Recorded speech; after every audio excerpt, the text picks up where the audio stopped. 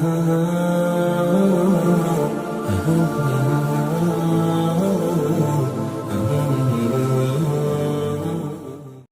الله الرحمن الرحيم وبه نستعين أما بعد قال الله تبارك وتعالى في القرآن المجيد أعوذ بالله من الشيطان الرجيم بسم الله الرحمن الرحيم فاذكروني أذكركم.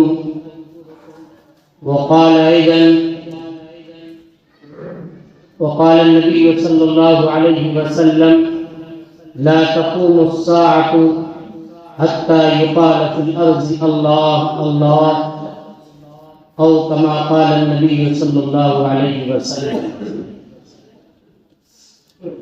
کتنی تسکین وابستہ ہے تیرے نام کے ساتھ، کتنی تسکین وابستہ ہے تیرے نام کے ساتھ، نیند کانٹوں پہ بھی آ جاتی ہے آرام کے ساتھ، جی ڈھونڈتا ہے وہی فرصت کے رات دن، جی ڈھونڈتا ہے وہی فرصت کے رات دن، بیٹھے رہے تصور جانا کیے ہوئے. محترم سامعین، برادران اسلام اور ملت کے جیالوں، اللہ کا کرم ہے کہ اللہ تبارک و تعالی نے ہمیں ایمان والا بنایا ہے. دعا فرمائیے کہ اللہ تعالی مرتے دم تک ہمیں ایمان پر باقی رکھے. آمین. اللہ رب العزت نے قرآن کریم کے اندر ایمان والوں کو مخاطب کر کے یہ حکم دیا ہے کہ ایمان والوں، تم اللہ کو کثرت کے ساتھ یاد کرو، اللہ کا ذکر کیا کرو، اللہ کے ذکر میں اپنا وقت لگایا کرو. اور اس کا سب سے بڑا فائدہ اللہ تبارک و تعالی نے یہ بتلایا کہ دیکھو، اگر تم مجھے یاد کرو گے تو میں بھی تمہیں یاد کروں گا. اس سے بڑی عزت، اس سے بڑا تمغہ ایک ایمان والوں کے لیے کیا ہو سکتا ہے کہ بادشاہوں کے بادشاہ احکم الحاکمین کے دربار میں اس کا تذکرہ ہو رہا ہو. اور وہ تذکرہ تب ہوگا اگر ہم اور آپ چاہتے ہیں کہ اللہ کے دربار میں ہمارا تذکرہ ہو، ہمارا نام لیا جائے، ہمیں یاد کیا جائے. تو اللہ نے کہا فاذکرونی، تم لوگ اللہ کو یاد کرو، اللہ کے دربار میں تمہیں یاد کیا جائے گا، تمہارا تذکرہ کیا جائے گا. اگر کوئی انسان اللہ کو غفلت کے ساتھ یاد کرتا ہے تو ظاہر سی بات ہے اس کا تذکرہ غفلت کے ساتھ ہوگا. اگر کوئی انسان گندا ذکر کرتا ہے تو اس کا تذکرہ گندگی کے ساتھ ہوگا. اگر کوئی انسان لاپرواہی اور بھول اور نسیان کے ساتھ اللہ کو یاد کرتا ہے تو ظاہر سی بات ہے اس کا تذکرہ اللہ کے دربار میں اسی طرح ہوگا. اگر ایک انسان یہ چاہتا ہے کہ اللہ کو یاد کرے اور اللہ اسے یاد رکھے تو حدیث قدسی ہے، سرکار عالم صلی اللہ علیہ وسلم نے ارشاد فرمایا کہ اللہ فرماتا ہے اے بندے، تم اگر صحت کے زمانے میں، تندرستی کے زمانے میں مجھے یاد کرو گے تو میں بیماری کے زمانے میں تمہیں یاد کروں گا. اگر تم تبنگری کے زمانے میں، مالداری کے زمانے میں مجھے یاد کرو گے تو میں مفلسی کے زمانے میں تمہیں یاد کروں گا، جبکہ کوئی تمہیں یاد کرنے والا نہیں ہوگا. اے انسانوں، اگر تم دنیا میں مجھے یاد کرو گے تو میں قبر میں تمہیں یاد کروں گا.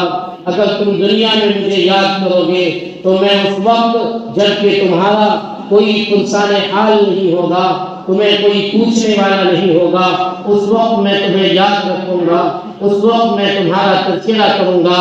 اس سے بڑی فضیلت، اس سے بڑی عزت ایمان والوں کے لیے اور کیا ہو سکتی ہے؟ اس لیے ایمان والوں کی یہ ذمہ داری ہے کہ وہ اللہ کا ذکر کرے، اللہ کو یاد کرے. اللہ کو یاد کرے گا تو یقین مانیے کہ اس کی زندگی میں ایسی برکتیں پیدا ہوں گی، ایسی برکتیں پیدا ہوں گی جو تصور سے باہر کی بات ہے۔ اللہ کے ذکر کے اندر انسانوں کے دلوں کے لیے اطمینان ہے۔ دنیا کی کوئی بھی چیز اگر آپ حاصل کر لیں وہ آپ کے دلوں کو اطمینان نہیں دے سکتا ہے۔ آپ کے دل کو اگر سکون نہیں مل سکتا ہے، اطمینان مل سکتا ہے تو وہ اللہ کے ذکر میں ہے، اللہ کی یاد میں ہے۔ الا بذکر اللہ تطمئن القلوب، سنو اللہ کی یاد ہی سے دلوں کو اطمینان ملا کرتا ہے، دلوں کو سکون ملا کرتا ہے۔ جب انسان اللہ کو یاد کرتا ہے تو اس کے دل کو اتنا اطمینان، ایسا سکون نصیب ہوتا ہے جو تصور سے باہر کی بات ہے۔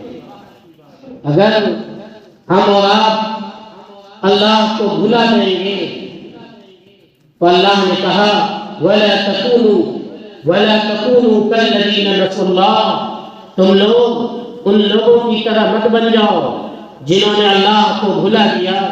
اگر اس نے اللہ کو بھلایا فَأَنسَاهُمْ أَنفُسَهُمْ، اس نے اپنے آپ کو بھلا دیا ہے، اس نے اپنے آپ کو بھلا دیا ہے، کیونکہ جب اس نے اللہ کو یاد نہیں کیا اس کو بھی یاد نہیں کیا جائے گا۔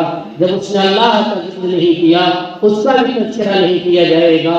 اس لیے اللہ کو بھلا دینا گویا اپنے آپ کو بھلا دینا۔ ذکر سب سے بڑا جو ہے وہ ہے فرائض۔ جتنے فرائض ہیں وہ اللہ کا ذکر ہے۔ نماز اللہ کا ذکر ہے، روزہ اللہ کا ذکر ہے، زکوٰۃ اللہ کا ذکر ہے، صدقات اللہ کا ذکر ہے، حج اللہ کا ذکر ہے۔ اللہ نے اعلان کیا اقم الصلاۃ لذکری، نماز قائم کرو میرے ذکر کے لیے۔ پتہ یہ چلا کہ نماز اللہ کا ذکر ہے، نماز اللہ کو یاد کرنے کی چیز ہے۔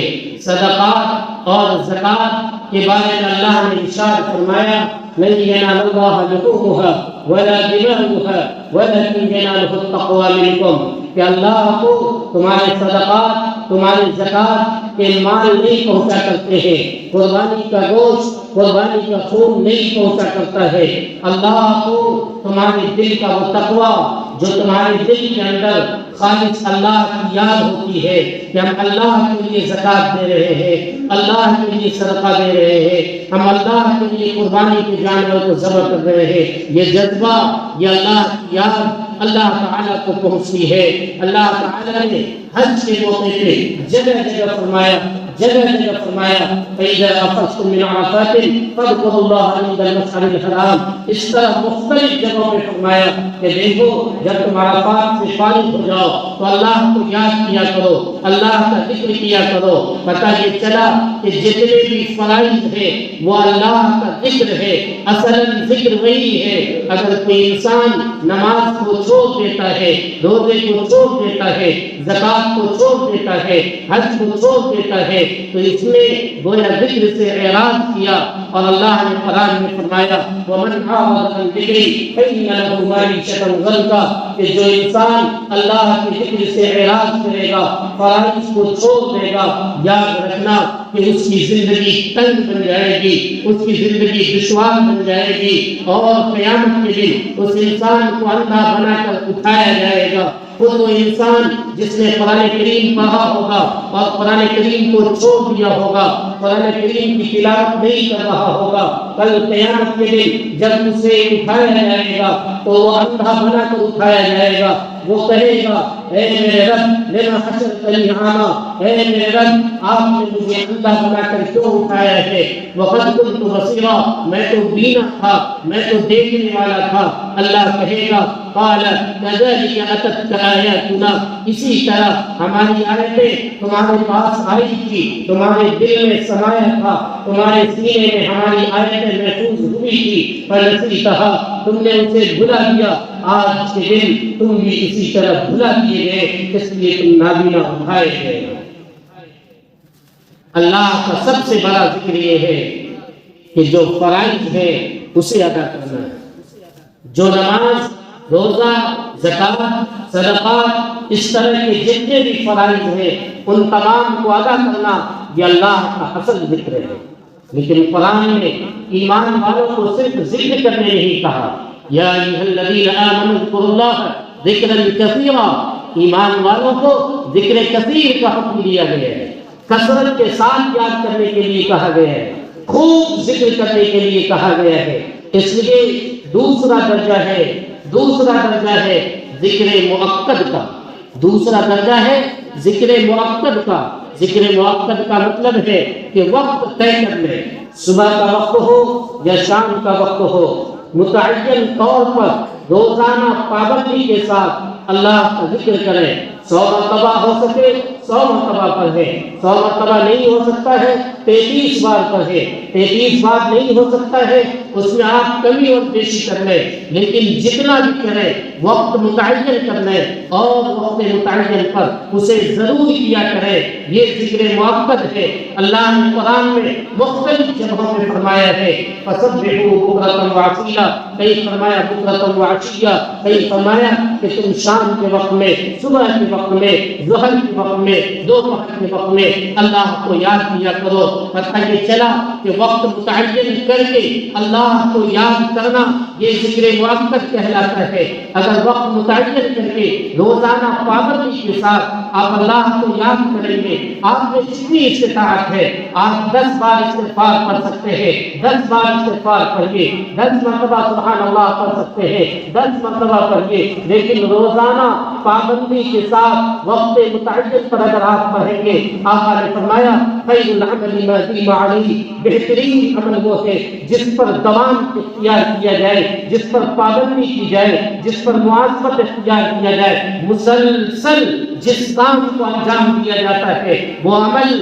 بہترین عمل ہے۔ ایک انسان اگر 40 دن تک کوئی نیک عمل مسلسل کرتا رہتا ہے اللہ کے لیے، اللہ کے لیے، اللہ کی رضا کے لیے، تو اللہ کے رسول صلی اللہ علیہ وسلم نے فرمایا من اخلص للہ 40 صباحا، جس نے اللہ کے لیے کسی عمل کو خلوص کے ساتھ 40 دن تک انجام دیا، 40 دن تک انجام دیا، تجری من قلبہ ینابع الحکمہ، اس کے دل سے حکمت کے چشمے پھوٹ پڑتے ہیں، اس کو ایسا فائدہ محسوس ہوتا ہے، اس کو لگتا ہے کہ اب ہمیں کوئی فائدہ محسوس ہو رہا ہے۔ لیکن پابندی کے ساتھ اگر ایک انسان 40 دن تک مسلسل عمل کرتا ہے اس کو فائدہ محسوس ہونے لگتا ہے، ذکر کی بنیاد پر جاتی ہے۔ آپ یاد رکھیں اگر کسی پتھر کے سل پر ڈھیر سارا گرد و غبار پڑا ہوا ہو، آپ اس میں 10-15 بالٹی پانی ڈال دیں تو گرد و غبار اس سے ختم ہو جائے گا، لیکن پانی کی نمی، پانی کا احساس پتھر کے اندر تک نہیں جا سکتا ہے۔ اگر ایک دن میں آپ 50 وقت کی نماز پڑھ لیں، ایک دن میں بیٹھ کر 10 پارے قرآن کی تلاوت کر لیں، 1000 مرتبہ سبحان اللہ پڑھ لیں، باقی دنوں میں چھوڑ دیں تو اس کا اثر آپ کے دل پہ نہیں پڑے گا۔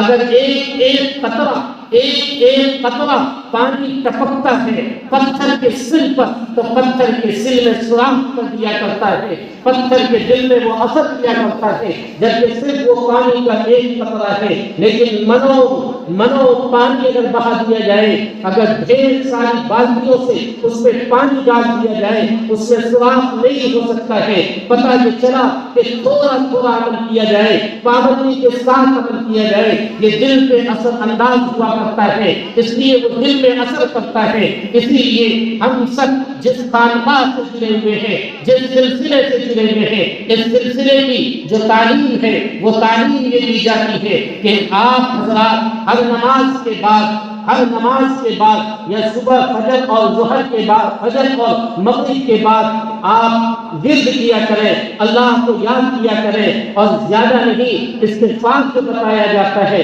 مشکل سے 10 مرتبہ کہ 10 بار استغفار کرنا ہے، 10 مرتبہ استغفار، اور اسی طرح 10 مرتبہ درود شریف پڑھنا ہے۔ بہت معمولی بتایا گیا لیکن پابندی کے ساتھ اسے کرنا ہے۔ یہاں بتلایا یہ جاتا ہے کہ قرآن کریم کی تلاوت آپ متعین کر لیجئے، ایک پاؤ پڑھ سکتے ہیں ایک پاؤ پڑھیے، 2 صفحہ پڑھ سکتے ہیں 2 صفحہ پڑھیے، کم سے کم ایک پارہ پڑھنا چاہیے، لیکن آپ میں جتنی استطاعت ہے اتنا طے کر لیجئے اور پابندی کے ساتھ روزانہ اسے پڑھا کیجئے، کیونکہ آقا نے فرمایا خیر العمل ما دیم علیہ، بہترین عمل وہ ہے جو پابندی کے ساتھ مسلسل کیا جائے، اسی کا اثر آپ کے دل پہ ہوگا، آپ کے قلب پہ ہوگا، حکمت کے چشمے پھوٹ پڑیں گے آپ کے دل سے۔ اللہ کے رسول صلی اللہ علیہ وسلم نے اسی کی تعلیم دی ہے۔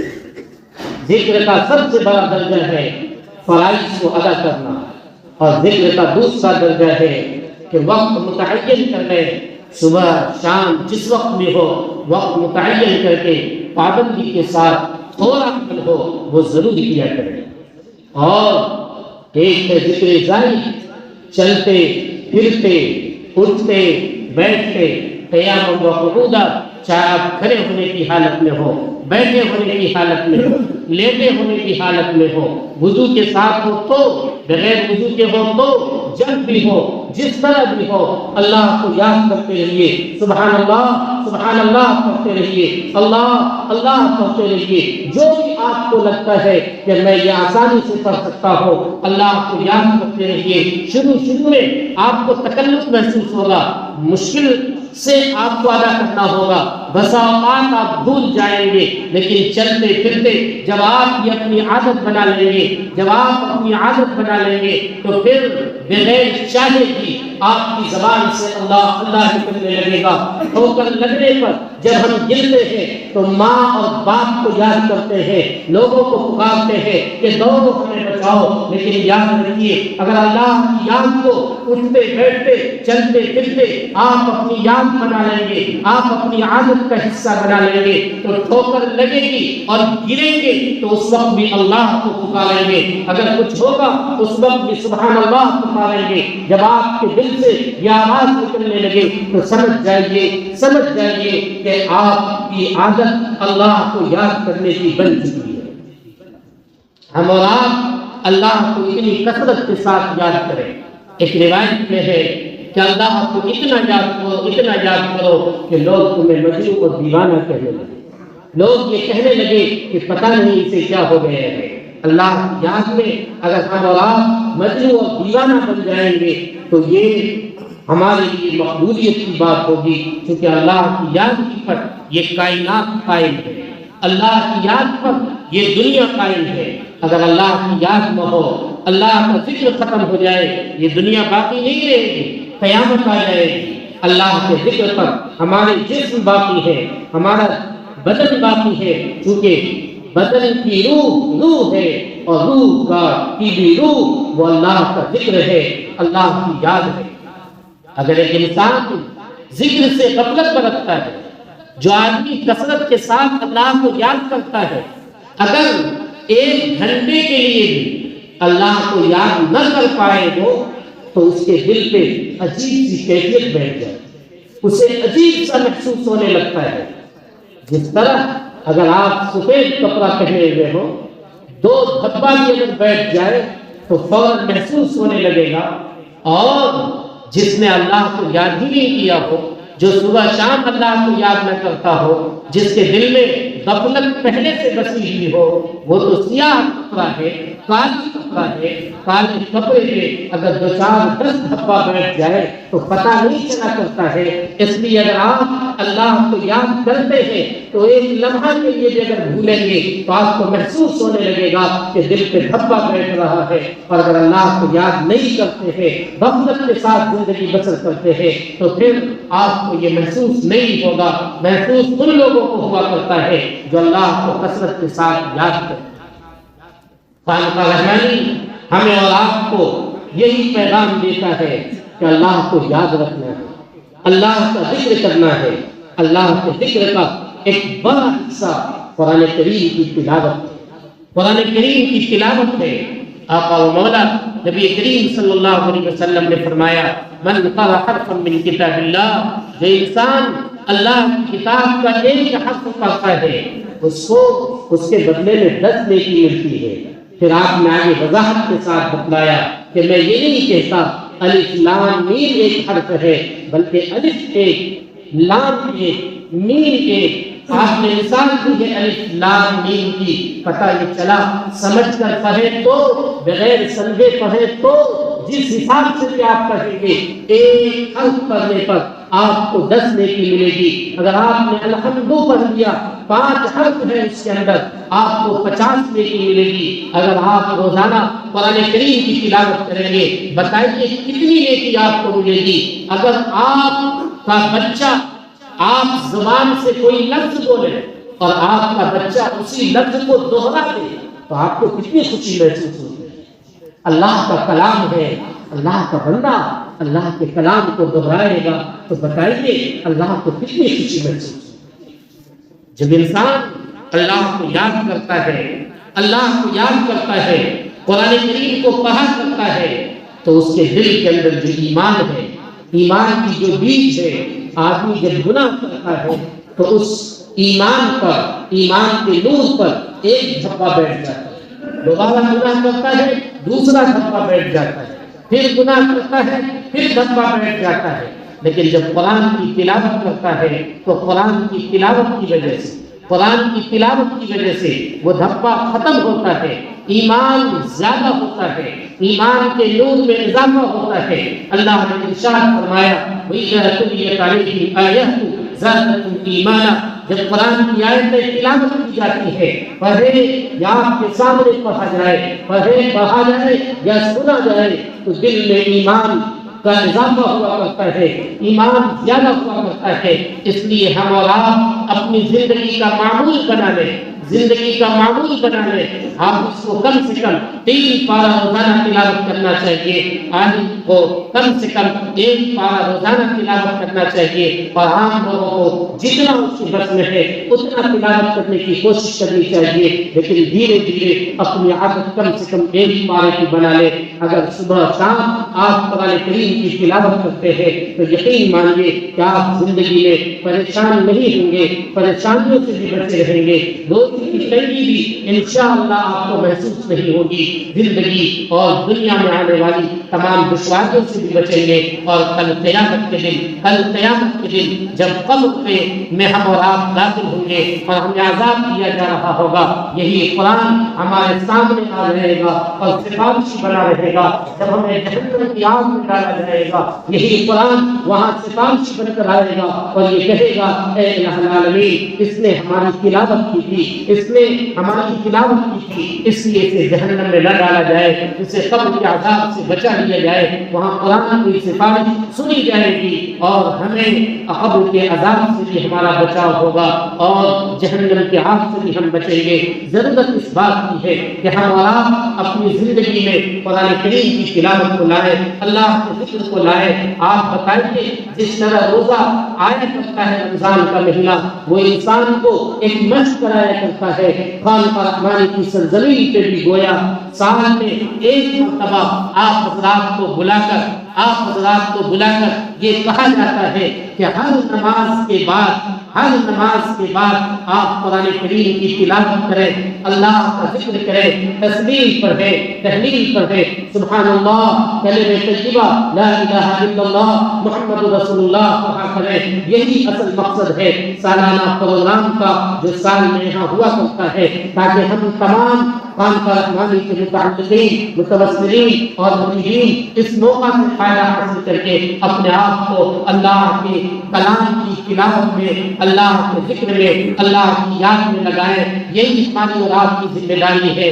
آج سے ہم اور آپ یہ طے کر لیں کہ روزانہ ہر نماز کے بعد مسجد میں بیٹھ کر آپ قرآن کی تلاوت کریں گے اور اللہ کا ذکر کریں گے، کلمہ طیبہ پڑھ لیں، سبحان اللہ وغیرہ پڑھ لیں۔ جو لوگ قرآن وغیرہ پڑھنا نہیں جانتے ہیں ان کے لیے بھی یہاں چنا کا باضابطہ انتظام کیا جاتا ہے تاکہ وہ اس پر تسبیح پڑھ سکے، تحلیل پڑھ سکے اور اس پر اللہ کے ذکر کو وہ کیا کر سکے، اس لیے ان کے لیے بھی انتظام کیا جاتا ہے۔ ہماری اور آپ کی ذمہ داری ہے کہ بازاروں کا سیر اور تفریح کے بجائے اپنا وقت کو اس کام میں لگائیں جس کام کے لیے خانقاہ رحمانی آپ تمام حضرات کو بلایا کرتا ہے اور جس مقصد کے لیے ہم اور آپ یہاں آیا کرتے ہیں۔ یہی مقصد ہے خانقاہ رحمانی کا۔